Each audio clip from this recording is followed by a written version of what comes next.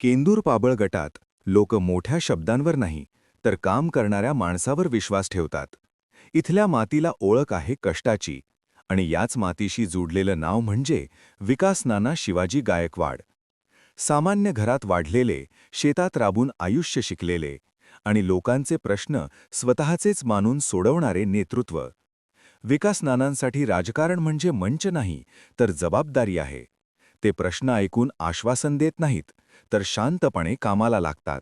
गावात रस्ता अडलेला असो, पाण्याचा प्रश्न असो किंवा युवकांना संधीची गरज असो, ते नेहमी लोकांच्या सोबत उभे राहिले.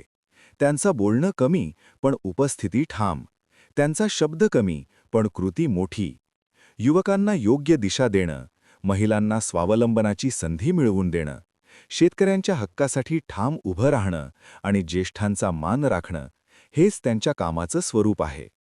आज ते जिल्हा परिषद निवडणुकीत उभे आहेत, कारण त्यांना फक्त निवडून यायचं नाही, तर निवडूनही लोकांत राहायचं आहे.